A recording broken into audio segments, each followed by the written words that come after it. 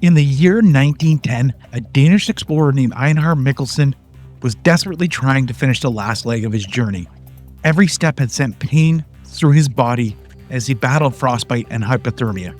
He had trekked nearly 500 kilometers across the frozen Arctic, starving and half blind.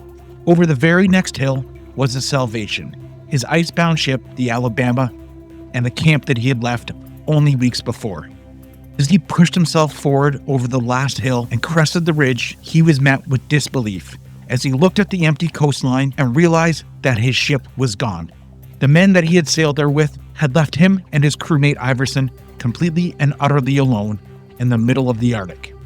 And to make things worse, winter was coming.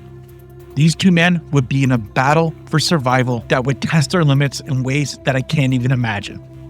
This is one of the most compelling survival stories I've ever heard, so I think you're going to want to stick around for this one. Ejnar Mikkelsen was only 30 years old at the time of the expedition. He's Danish and he's also stubborn. By training, he was a surveyor, but by obsession, he was an explorer.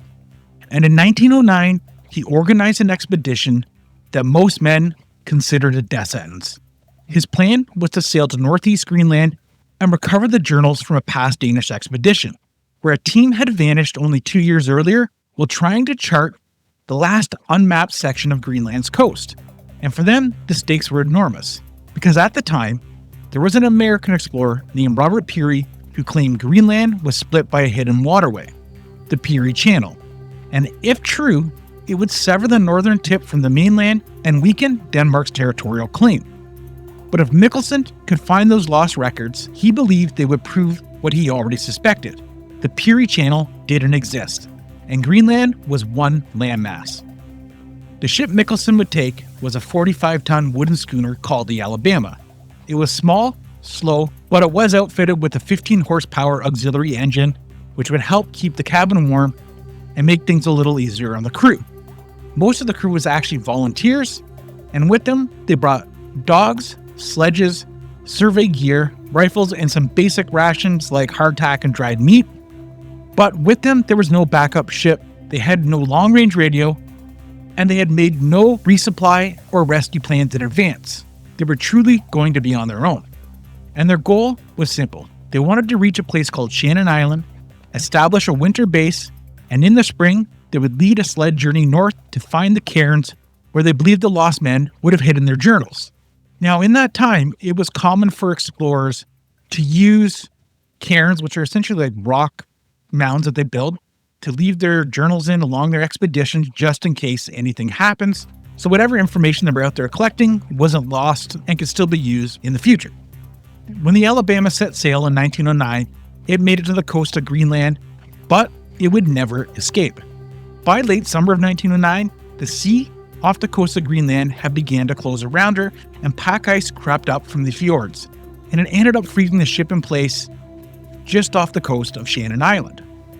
Eventually, the bow would tilt and the timbers would groan under the pressure of the ice, and Mikkelsen knew how bad this situation was, but he also knew there was no turning back, because they were stuck and they were going to be here whether they liked it or not. Immediately, the men moved what they could ashore and started to prepare for winter. They built a crude hut on the island from snow blocks, driftwood, and materials stripped from the Alabama herself, basically making this emergency shelter against a long dart. Their idea was that the ship could essentially be crushed at any minute, and they certainly didn't want to be aboard when that happened. Immediately, they know that food has to be rationed and fuel had to be conserved, so they did a pretty good job of that right from the outset.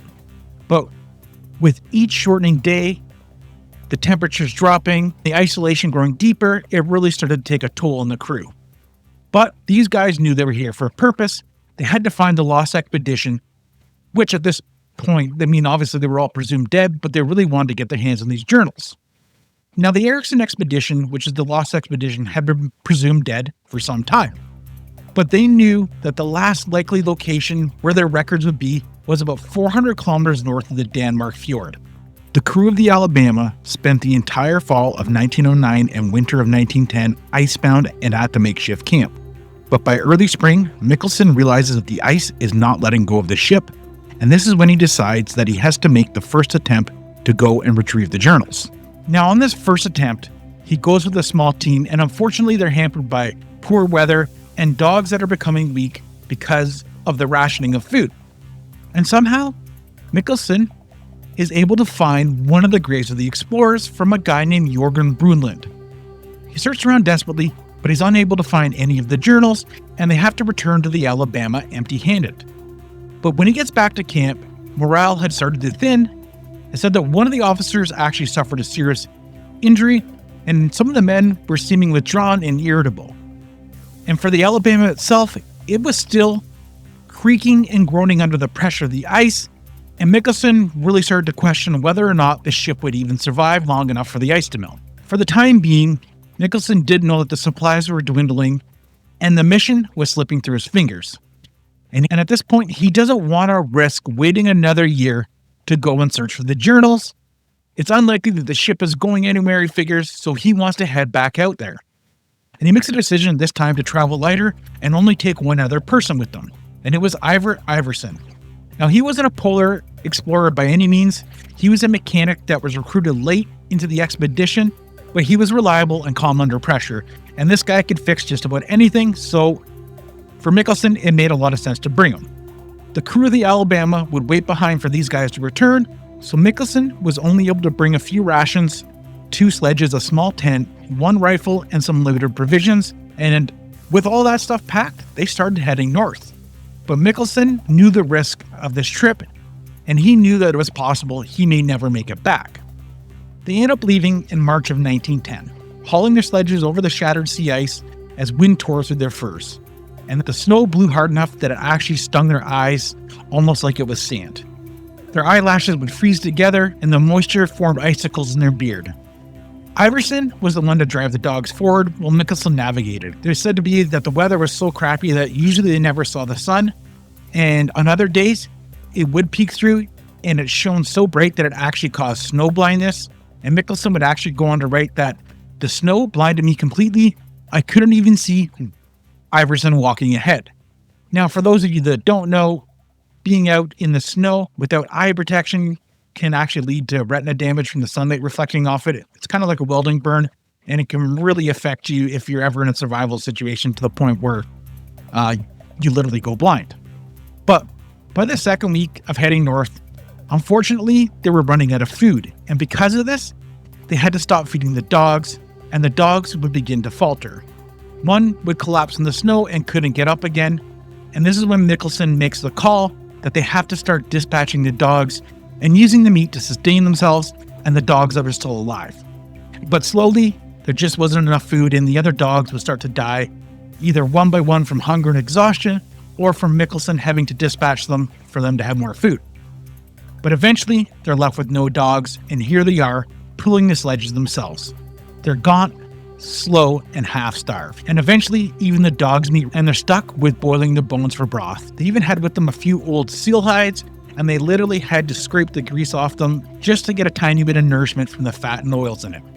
But by week 3, their rations were literally down to 2 ounces of food a day. And this is when their thoughts began to slip. They're starting to hallucinate with the wind howling around them so much and from the isolation, thinking that they hear bells at one point or voices in the winds. And this is when Mikkelsen would write in his journal, "Our minds began to wander. We laughed at nothing or stared at the ice, convinced we saw a movement." But despite nature playing all these tricks in their mind, they still pushed north. And finally, they reached the Denmark Fjord. And that's when Iversen saw it. There was a cairn half buried in the snow. Inside was the missing journals of Eriksen and Jorgen Greenland.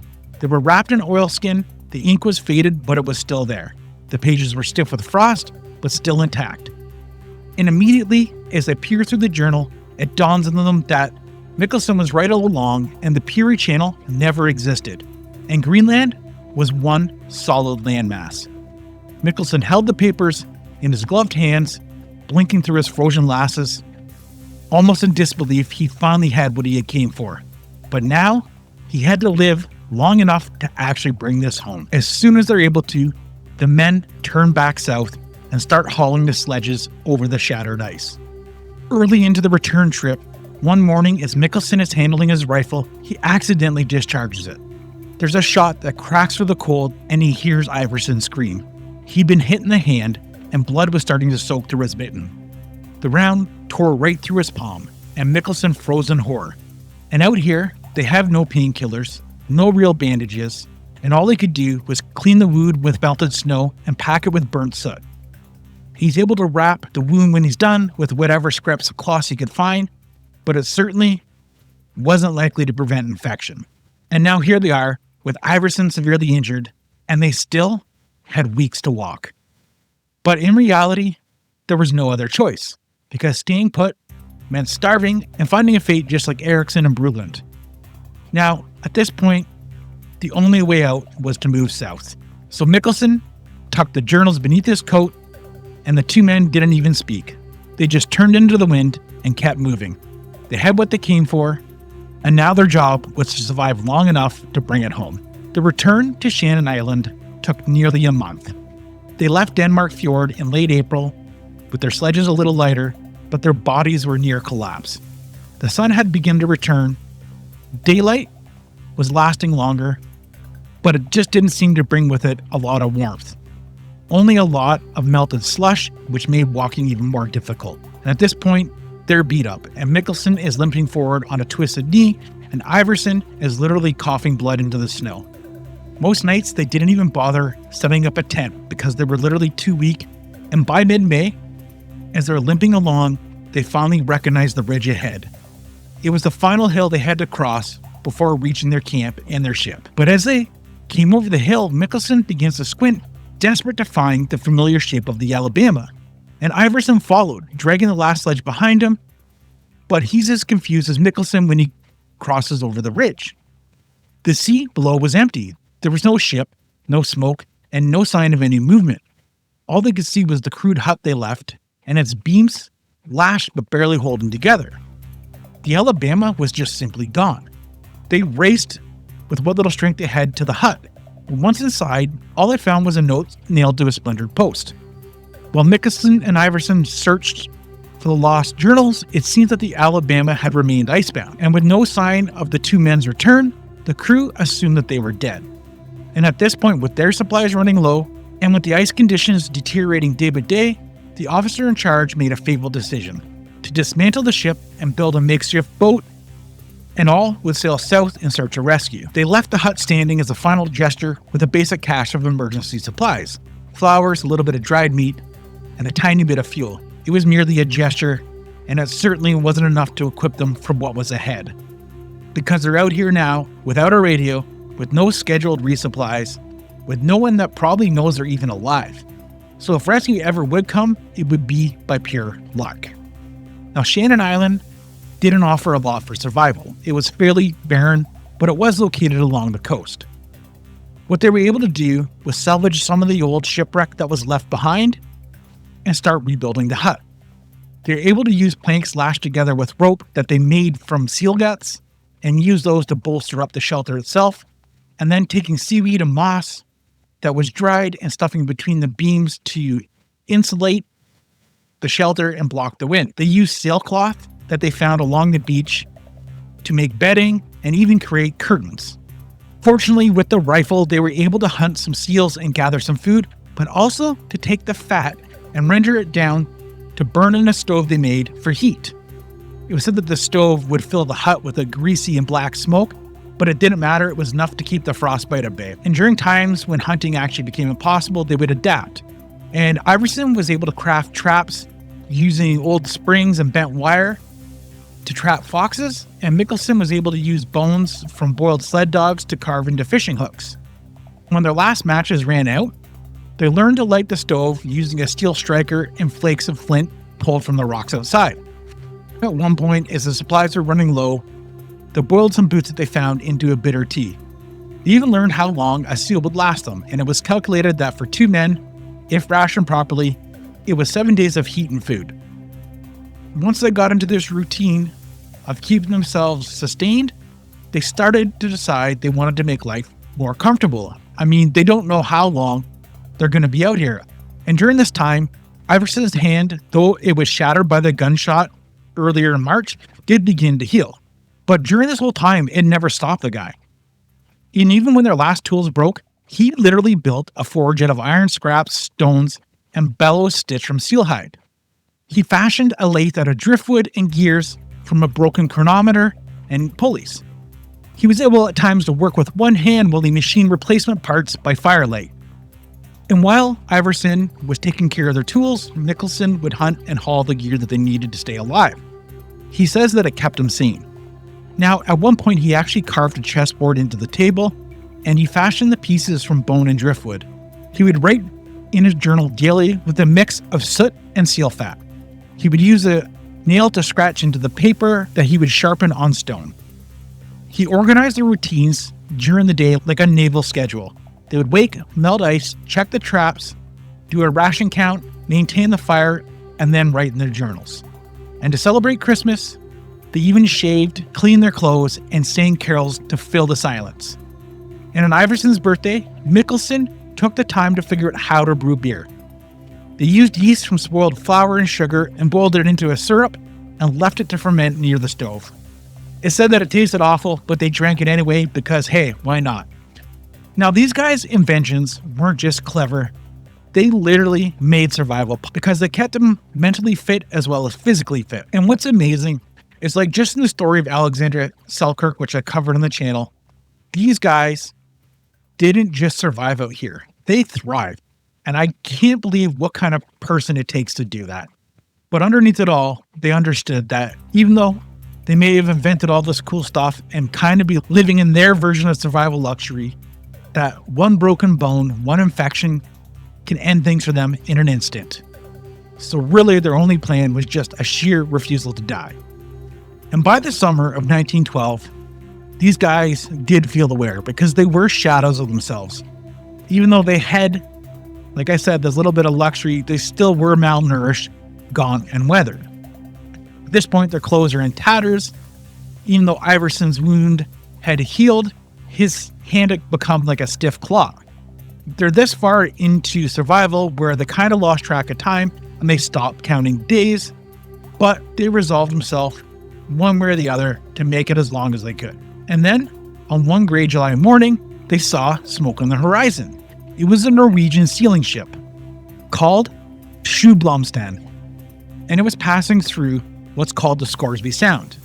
And luckily, one of the crew on the ship did spot Mikkelsen's movement on shore.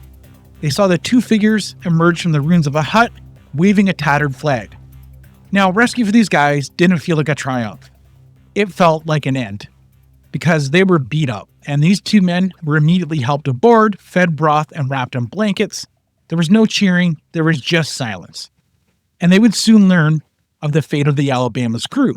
Unbelievably, all had made it back safely in their escape boat, having reached Iceland after weeks at sea, and none of them had ever known that Mikkelsen and Iversen survived. I'm sure the story of their travel south could be a whole episode in itself. Drop a comment if you actually want to hear that and I could cover it someday. But for now anyway, Mikkelsen and Iversen were going home.